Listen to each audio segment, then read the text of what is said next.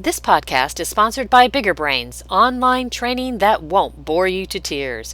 Expand the minds of your workforce at getbiggerbrains.com. Welcome to Permission to Speak, the video blog and podcast that loiters at the intersection of leaders who want their people to speak up, technology that facilitates connections, and results that serve our higher purpose. Now, here's your host, Kelly Vandever. Welcome to the podcast. My special guest today is Melissa Gordon. Melissa is the president of Echelon Communicate and a recognized communication expert, award-winning media producer, and entrepreneur. Melissa's unique understanding of audience, message, imagery, and language evolved early in her career as a media producer through thousands of interviews with business leaders about their challenges, successes, and passions. She also designed and attended hundreds of executive pitches. This masterclass in effective communication led her to two conclusions. One, powerful communication is the single most important success driver within a leader's control. And two, organizations that value their people communicate early, frequently, and in two-way, transparent conversation. Melissa has worked with some of the world's most successful organizations, including GE, Coca-Cola, Habitat for Humanity, Emory University, IBM, the Home Depot, and CARE. Welcome to the podcast, Melissa. Thank you, Kelly. As you know, we start by asking our interviewees a couple of quirky questions to get to know them a little as people. So my first quirky question for you is, tell us your favorite guilty pleasure television show. My favorite guilty pleasure television show is The Night Watchman. That features the guy who was the lead in the TV show House that ran for a whole bunch of years. Oh, yeah. It is a very clever, confusing, hard to get your bearings show. It's just very highbrow, very highbrow. Well, that's a very new show, isn't it? It's a very new show, and what's interesting about it is it's a new model that they're doing in Media Land, where they're doing a serial that has only a limited number of episodes. I think The Night Watchman is 6, and I watch it on Netflix. I watch it on my computer, and I think we're just about at the end of that. But just a fabulous show. Very For cool. somebody who really loves words and loves structure and loves, it's very, very tightly scripted, and the character development is phenomenal. Well, I'm sure with your media background, you maybe have a special appreciation for it too, huh? Definitely. All right, very cool. It's one I haven't checked out yet, so I may have to check that one out too. So tell us something surprising about yourself that most people don't know. Something surprising about me that many people don't know is that I have worked in Africa. And I spent about this time last year, I worked with two organizations, one called Bridge to Rwanda and the other one called Child Voice International. And I started doing this work very recently. That's why not everyone knows about it, because my daughter was graduating high school, and all of a sudden on my daily walk, my exercise walk, I thought, all of a sudden it occurred to me, this is going to open up some time for me. I had only been thinking about her and her transition and her school and her planning, and all of a sudden it dawned on me that that would create space. So I asked myself, what do you want to do with that space? What have you not done? Because I've done a lot of things in my career, and I've been able to do a lot of things. With the work that I did as a filmmaker, it takes you to distant lands and all kinds of people, and so I felt like I've done a lot. So I realized I had never been to the African continent. It had always been a dream since childhood to get to work there. I just felt very drawn to it. And so I began looking for organizations to make a tie to that wanted leadership communication training or find your voice. Those are the two aspects of my business, leadership communication and find, strengthen, and use your voice. So tell us about those organizations and the work you did with them. Sure. Bridge to Rwanda was started about 7 years ago, and they're in their 5th or 6th graduating class. But what they've done is to find the best and the brightest kids in Rwanda and give them an opportunity to get an education in the United States. And so it's very, very grassroots, and it's a lot of people who came together to make it possible. And so they invited me to come and teach something about communicating effectively in business. And so I had maybe 45 students, two different groups of 45 students. They do a gap year program, and then they help them make applications. So it's like college counseling together with an intense preparation process. Um, and so I taught elevator speech, first of all, because the minute you get off that plane, you got to be ready for what's coming at you, which is, who are you? Why should we care? How did you get here? They're going to Harvard, they're going to Penn, they're going to Yale, they're going to all these great schools, which are very competitive. And the feedback we got from earlier graduating classes was that the other students wanted to know, really, how'd you get here? How'd you get here? And that question didn't feel friendly. It felt like, how are you here? And so we wanted to prepare them for that transition, to really have it clear who they are, what their value is, what their story is. So I literally did bits and pieces from my executive communication training, like my authentic leadership journey. Who am I as a leader? And I told them all, this is leadership communication, and that's what we're doing in here. And so that's what I did with that first group. Wow, that had to be very rewarding. It was amazing because these are children who, many of whom don't have running water. They've come from a couple of other countries near Rwanda, but mainly Rwanda. And they live, all of them, in dormitories where literally the cots are stacked, the shoes are lined up, the clothing, they wash it, they cook, they do everything. They have a house mother. And they are so grateful for the positions that they get, a spot to be in these programs. I think they had 2,000 applicants for 40 spots last year. Wow. And so it's incredible and inspiring. It's inspiring. Very cool. And how about the other organization? Well, you'll probably relate to this, Kelly, because you're a communication professional as well. But I think it touches anyone's heart. Uganda is the country right next to Rwanda, and so a colleague of mine at GE had retired and started a charity called Light the World. And when I read about what they were doing, a pilot project they were going to do with this group called Child Voice International, Restoring the Voices of Children Silenced by War. And I thought, I want to restore the voices.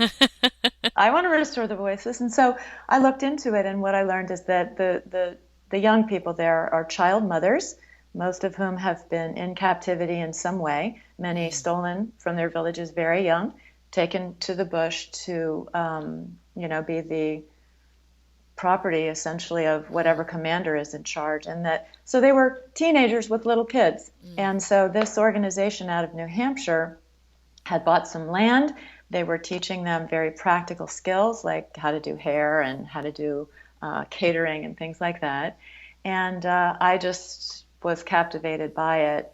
And so I just called the director one day and I said, I know this is going to sound crazy, but I train executives to communicate effectively. And I've seen the power of reaching your own voice. And I think if your girls would find their voice, it could be very empowering. And so I'd love to come and do some work with you. And he said, yeah, that is a leap, but I like it. And so what I did last year was an insight trip to just say, gosh, they don't speak English for the most part. How do I help them find their voice, strengthen their voice, discover the power that a person has when they're able to speak about what matters most?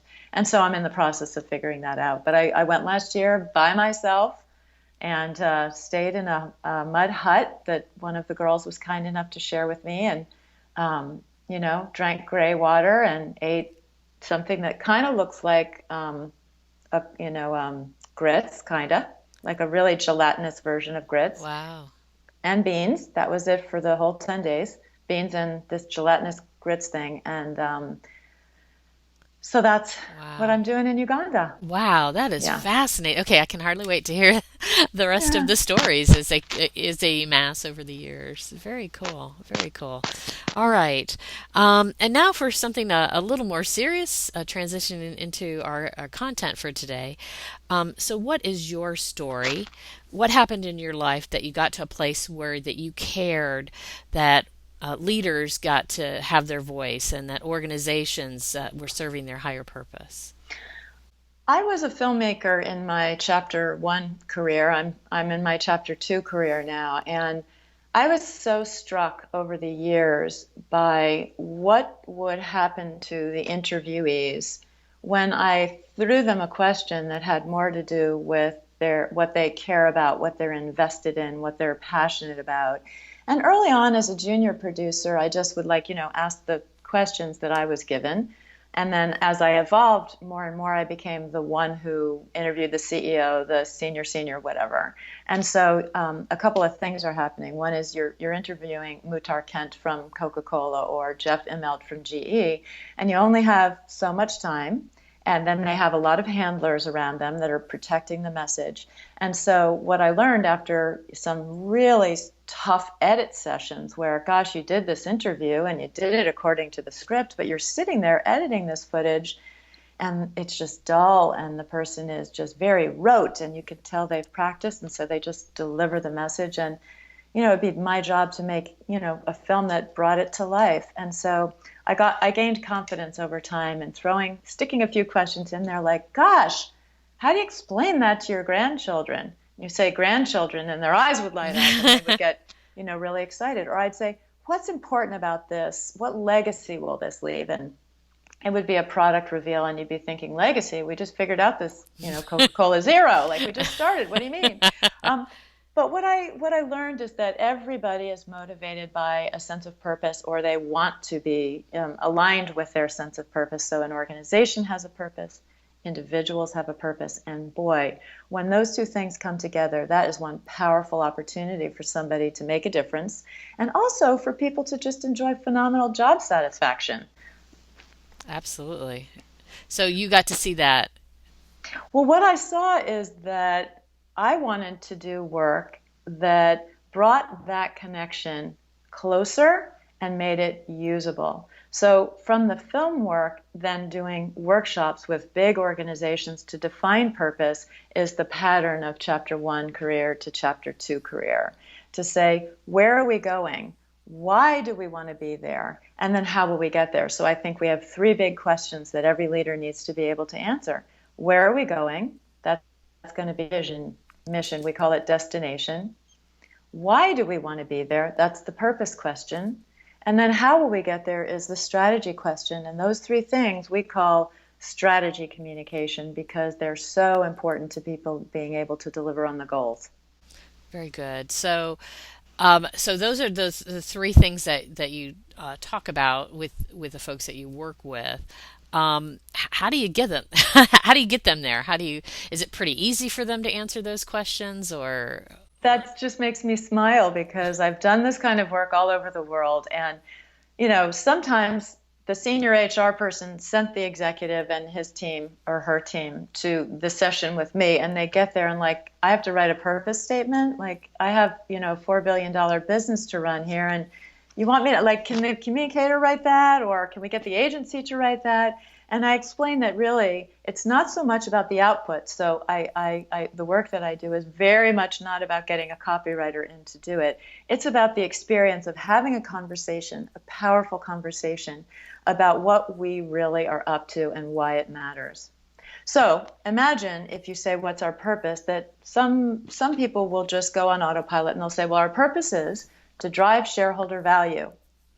Or they'll say, what we're doing is to increase profitable growth, And so senior executives, very often, that's enough. Okay, that makes sense. That's what I was hired to do.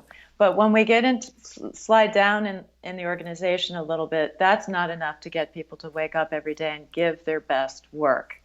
But now when you start to say, well, our purpose is to increase the quality of life for millions of people in China.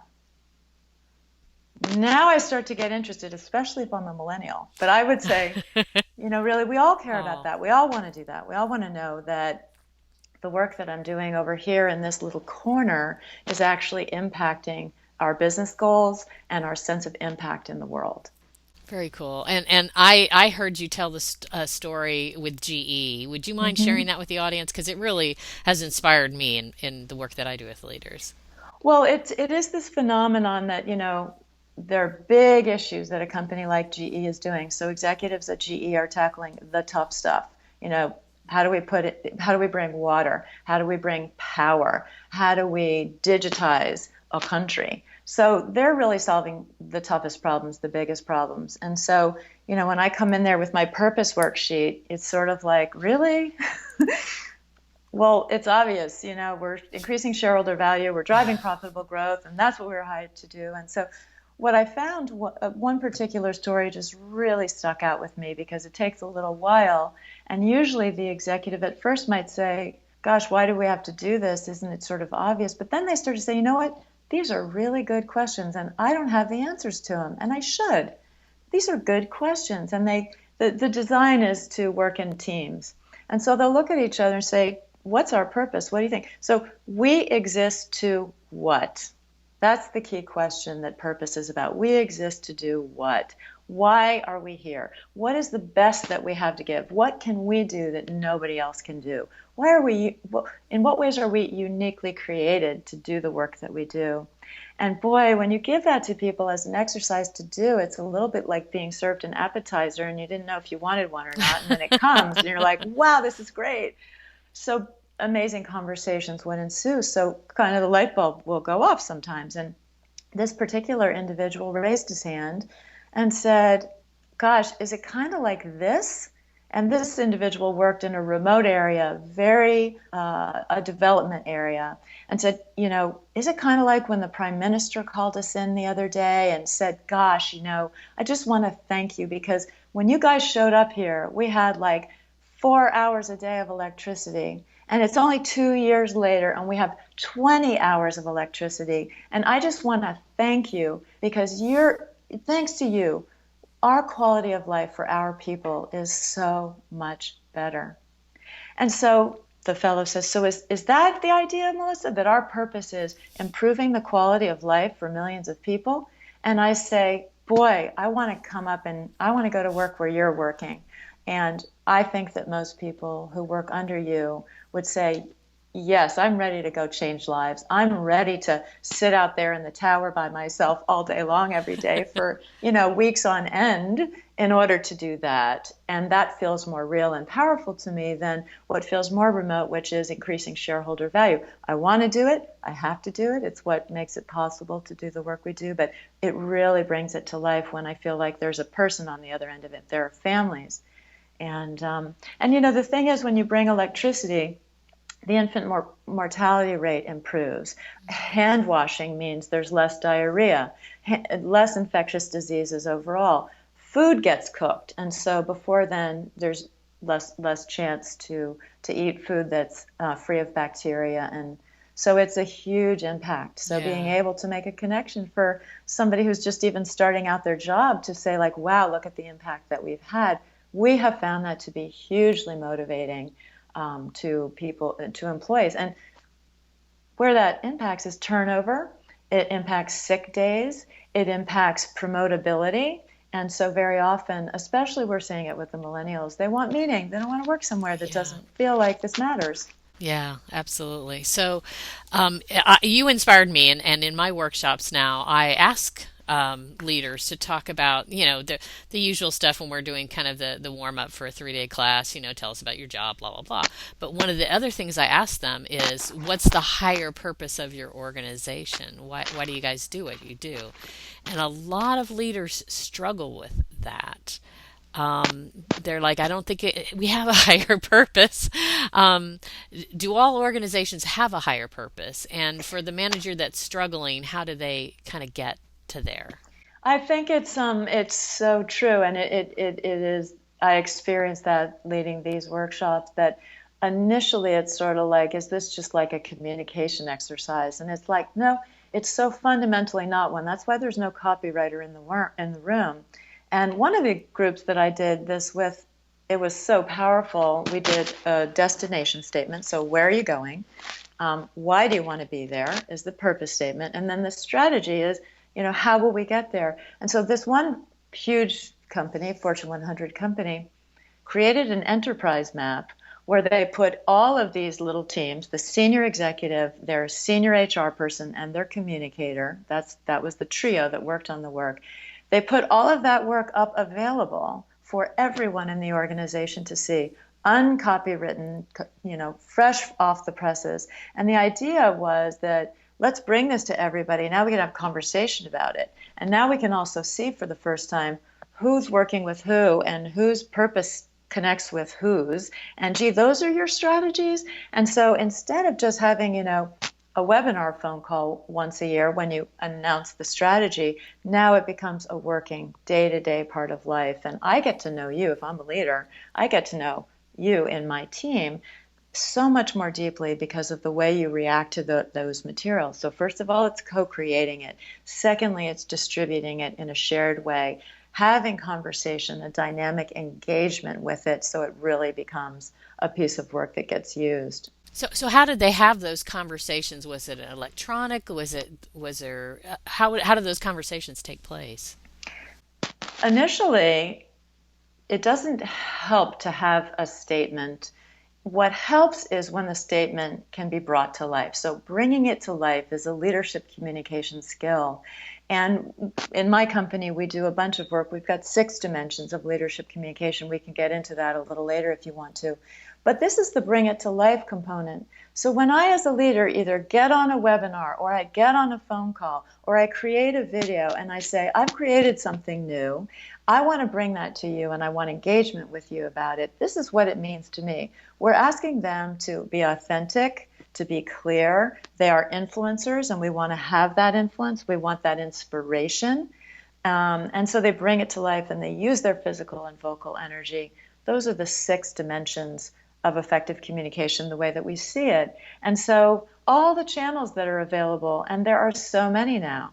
So there's social media, there's internal things like Yammer, where, now we get to see somebody not in a formal, perfect, whatever, but out in the field, in an environment using the material. So purpose is that thing that gives a leader so many ways to connect, engage, and inspire. So when that's been created, then you've got a place to go all the time, to always come back to bring meaning, to bring significance, to be very, very current.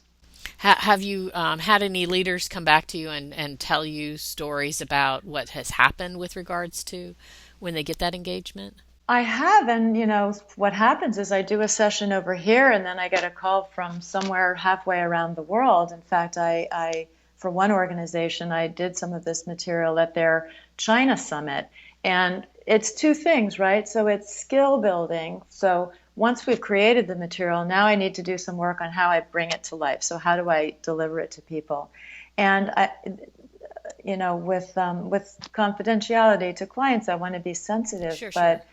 But really, what they tell me is our turnover has decreased, our absenteeism has decreased, our sense of engagement and connection from us to them. It's not just from employees up to leaders, but it's leaders saying, especially us older leaders, I have a new dimension. You taught me that. I now know how to have a conversation about something that in the past may have seemed fluffy, but now I understand that purpose is the sort of the undergirding of strategy, because we always want to know why. It all comes back to why. And interestingly, early in my career, why was sort of a word we would all say, let's not get into that. Let's not get into that. Let's get into what and how. So what's the vision? How are we going to execute it, either through the mission or through the strategies? But now, Simon Sinek's work is sort of the most famous, and he gave all of us permission to say, let's get the why down. Let's really talk about the why. And let's not have it just be a piece of copy. Let's have it really mean something. Yeah. A team that I had one time from China was really exciting because similar to the other story I told you, they wrote and rewrote their purpose statement about 5 times in the space of time. They get about an hour and a half, and they would show it to me. And how about this? And they kept on working. It was amazing. And it went from things that were a little more tactical, like we want to make sure that everyone is connected. So our purpose is to give everybody a meaningful job. But in the end, when it really came down to it, what they said their purpose was, for where China as a country was at that time, was our purpose is to increase the gross domestic product of our country. Wow. We're going to increase the gross domestic product of our country because we want to improve the quality of life, for the country, not just for this group or this community or whatever, but for the country.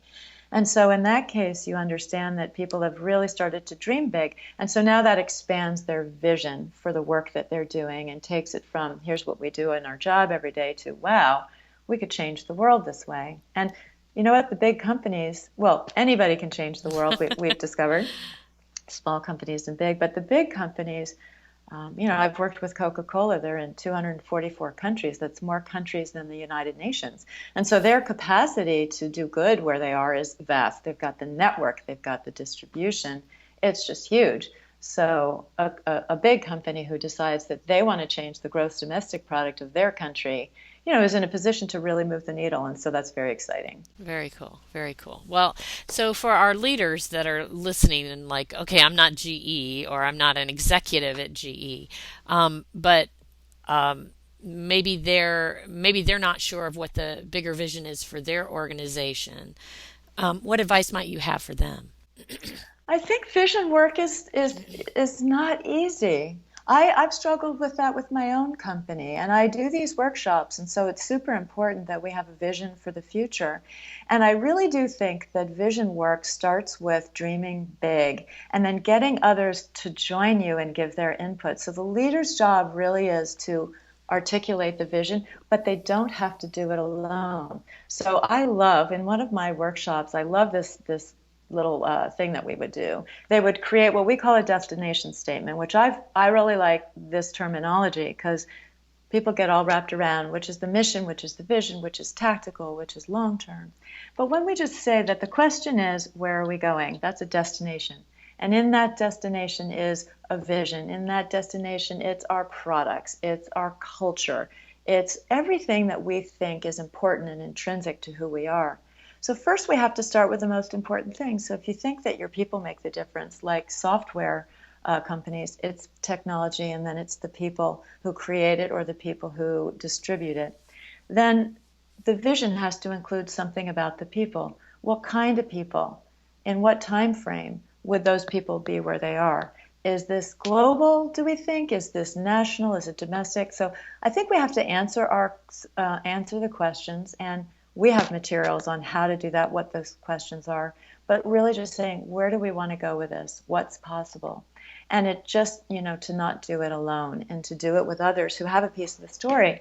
So when we would do the destination workshop with larger companies, we felt it super important to go down several levels into the organization. We'd literally have a break for half an hour, and they would go out and they would call somebody, a surprise, several rings below and say, hey, I'm in a workshop writing a destination statement. I'm thinking about our future. I'm thinking about what's important and what's possible. I'd love to run past you what I've come up with so far and see if you have any input. Literally. That is what they would do. Wow. And so they'd have a very rich conversation. And, sometimes people who are in their early 20s are very bold and they'll say, that sounds like a lot of fluff to me, or what does that really mean, or what can I do about that? So there's the creating of the material, but then there's the bringing it to life and making it real for everyone else. So everybody's got to talk about it. Everybody should be able to map the activities that they do every day to that destination. How am I a part of it? And so the purpose is a really beautiful way to do that. So if I know this is where we're going and I know why we're going, now I start to look at the strategies. And if I can't quite see how I contribute because it's too removed, if I go to the destination, then for sure one of those 3, 4, 5 strategies should be something that I have a piece of. Okay, so talk a little more about kind of the methods or the ways that you can help, because I know you have a couple of models and stuff that you've used. Yes, we do. And I think it may be just very helpful to know about the 6 dimensions of leadership communication, because I think there's the stuff, there's the destination, the strategy, the purpose, but then it's so dependent on the individual leader to make it real, to bring it to life. And I'm going to show you this model here and see if this will work for you. Go back pull back a little bit more. There, I think we can see it there. Okay. So what you'll see, and if you're listening to this, you can just literally put a diamond shape down on a piece of paper. And in the north spot, the true north, you'll put be authentic. Then the bottom on the south, you'll put be clear. On the west, it's influence. On the right, it's inspire. And then woven throughout each of those 4 dimensions is bring it to life through stories, anecdotes, metaphors, and really good words, and then physical and vocal energy. So really, what we talk about with leaders is that authenticity has to do with, I don't have to know everything. You can help me in the organization to find the way, but what I do have to do is I have to be real. So I share what I know and what I don't know. And it used to be a command and control world where everybody knew everything who was in the C-suite. And now it's so much more open. So it's transparency. I think a great example of transparency is Howard Schultz in 2008, when he closed all the Starbucks one day and said, we're all going to learn how to make a great cup of coffee again. Because Starbucks had, for the first time ever, had lost market share, had not market share, but their stock price had fallen, and they had a new CEO at the time. And so Howard stepped back in and said, we've lost our way. And literally, he said, we've lost our way. And that's an authenticity play. And Howard has talked about, I got to be transparent. I have to share what I know and what I don't know. And then for be clear, as a fellow communicator, we say this all the time, don't we, Kelly? It's audience, objectives, key messages, So who's the audience? What are the key messages? And why are we doing this? So what are we trying to accomplish? And all of the communication we do rests on those 3 things, being really strong and clear. And the other elements are how we do it. So it's an influence world. So every leader now has a voice. They have a share of voice.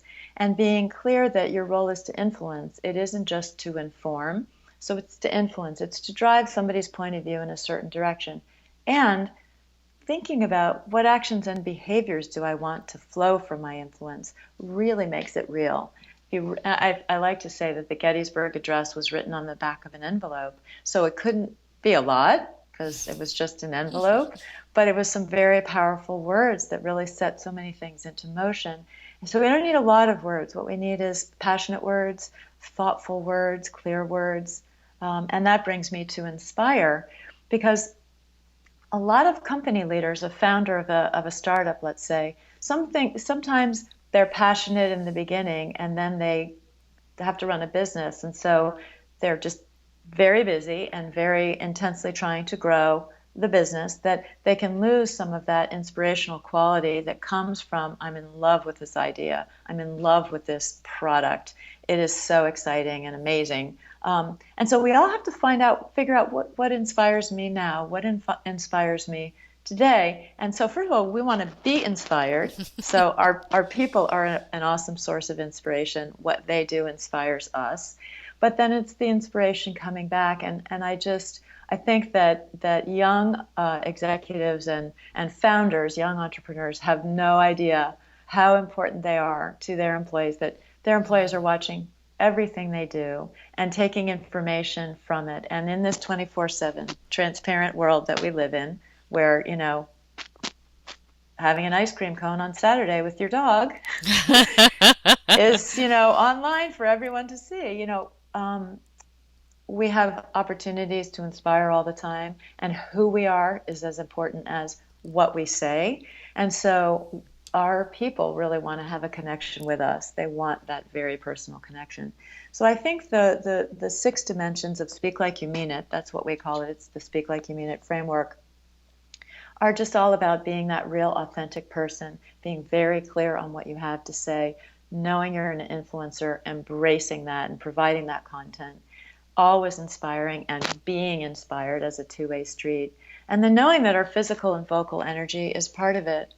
When I talked about being a filmmaker in my chapter 1 career, that was just part of it, is that when that camera is like right in there, it's right in there, it's, you either are passionate and it comes across, or you're either dull and you don't care, or you're trying really hard and that's what comes across. So really being passionate is what it's all about. And we have to create that for ourselves every day. Yeah, especially true for leaders. Very good. Especially, and I mentioned GE as one of my clients that I've done a lot of work for, and I've also mentioned Coca-Cola. So two companies that are on really different ends of the spectrum in terms of the overall, interest in inspirational communication and it being a natural ability. I worked with a lot of engineers, and consistently when I'd send the pre-work, why do you want to take this class? They would say, I want to learn how to be inspiring, because everyone knows, as a leader, it's about followership. And so the best way to get someone to come along behind you is to engage the heart. It's a right brain, left brain deal. So there's got to be, the beef, real stuff. And then there needs to be an emotional connection. I care about that. I'm interested in that. I'm going to not just expect you to inform me. And, what I could become a human binder at some points. If it's about me informing, then I could just hand you a binder and you could go off and read it. Right. But it's really about who you are and how you connect that your people will really respond to. So do you, it's kind of an maybe off topic a little bit question, but you mentioned the dog and the ice cream cone. Do you encourage leaders to be more personal and share more of their personal stories and journey as part of that authenticity piece, or is it more just focused on the business authenticity, if you will? I think that we are, well, the first thing I think is important is that every leader has to decide what the boundaries of their personal and their professional life is. But what we're seeing is that employees want more personal engagement. They want to know that you're a more multidimensional person. So I think we can all draw lines about how far we want to go. So the guy sitting on the bench with the dog and the ice cream, who doesn't love a guy with an ice cream and a dog? But where it gets, further down the line is off hours activities, social activities, drinking or not drinking, parties or not, how, what the lifestyle message looks like, and does it feel too far out, or is it accessible to me? Mm-hmm. And so I think leaders are always needing to be aware of their image and their perceptions of them. But I think that when you don't do that, and when you just really draw a line that says my personal is my personal, then it's hard to have that personal connection that we know that employees do want to have. Because you know what?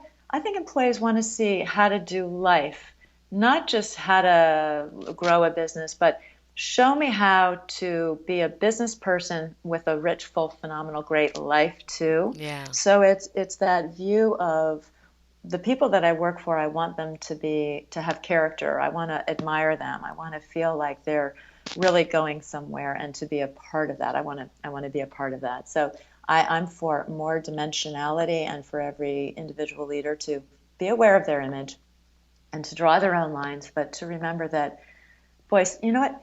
People will do something for you because they admire you, they believe in you, they even love you. Yeah. Than they will because you told them to, or because it's their job, or because, look, it's right here in the binder, it says so.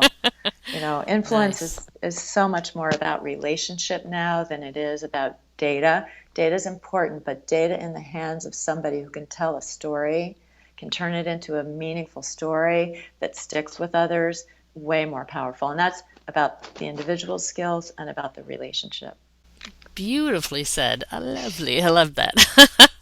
All right. Well, I have one more question before I open the floor and see if there's anything else that you'd like to add for the leaders that are listening. But in this journey of communication and encouraging leaders, what have been some of your most, one or two of your most pleasant surprises?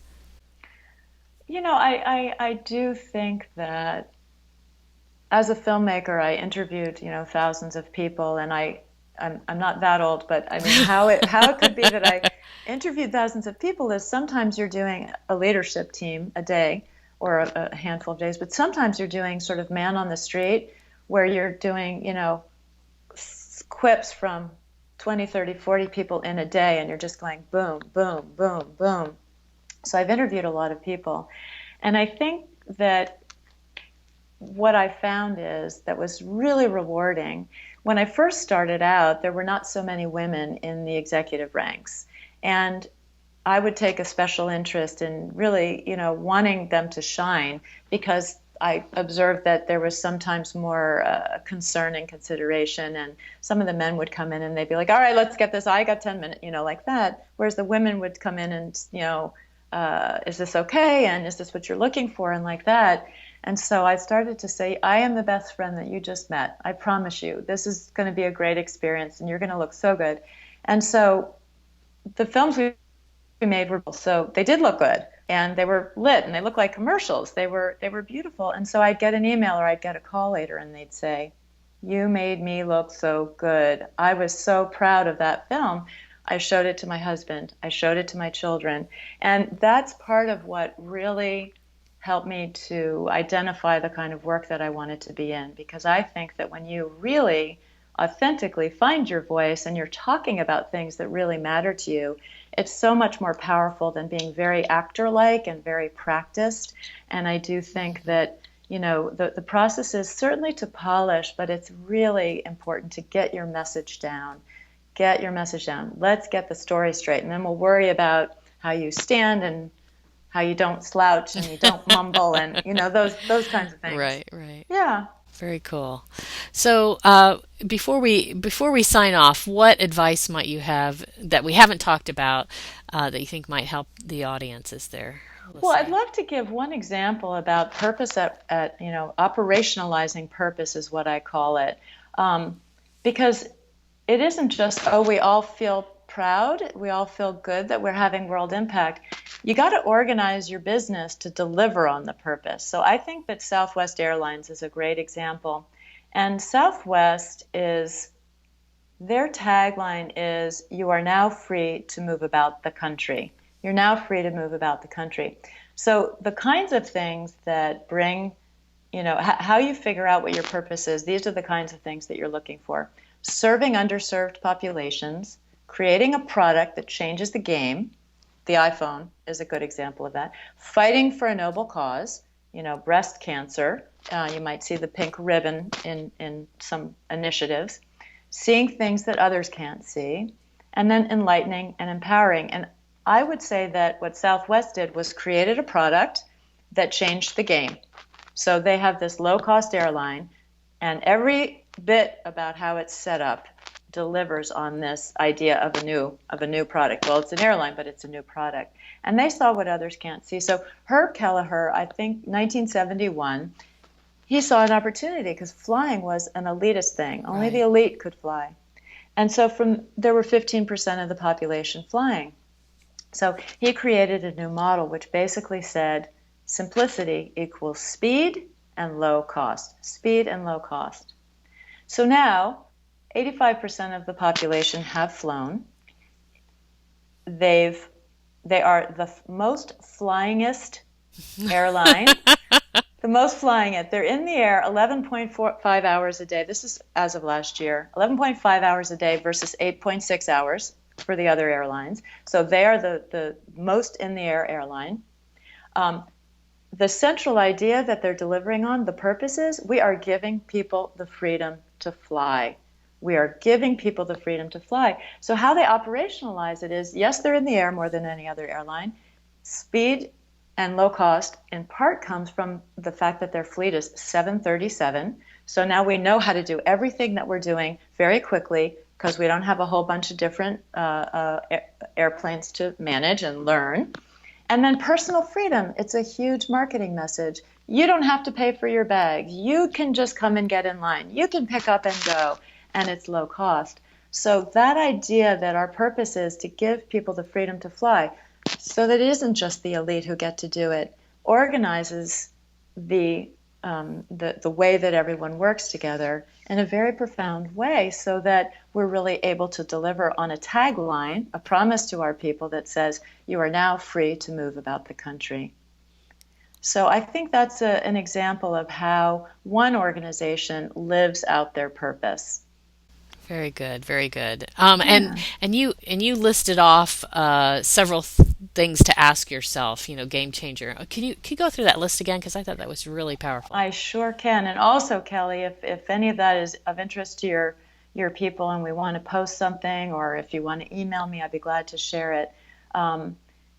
Yeah, I call these the purpose drivers. So when you mentioned you've done some work with leaders about purpose, and they kind of think, well, why do we need that? And gee, we know what our purpose is. And the truth is, you have to mine the potential of the story. You're inventing the story so often.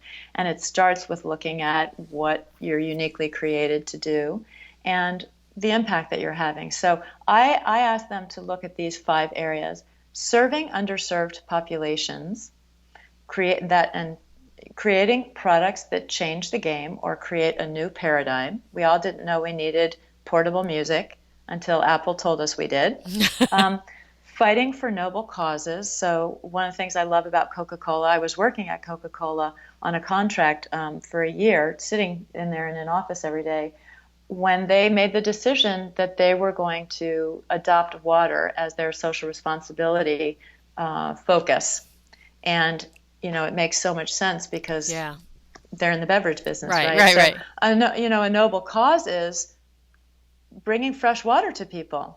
Bringing fresh water to people. It's a noble cause. So that's a great place to go looking for a sense of purpose. The fourth one, seeing what others can't see, and then enlightening and empowering people.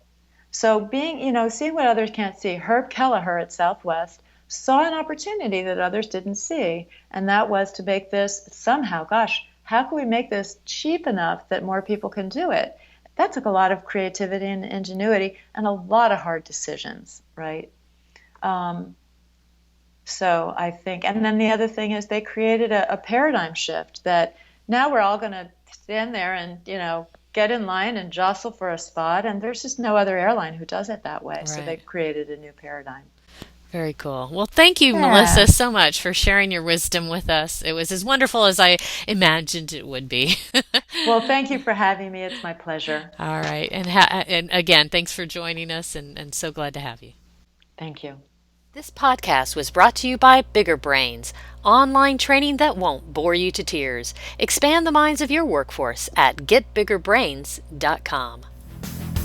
Thanks for tuning in to Permission to Speak.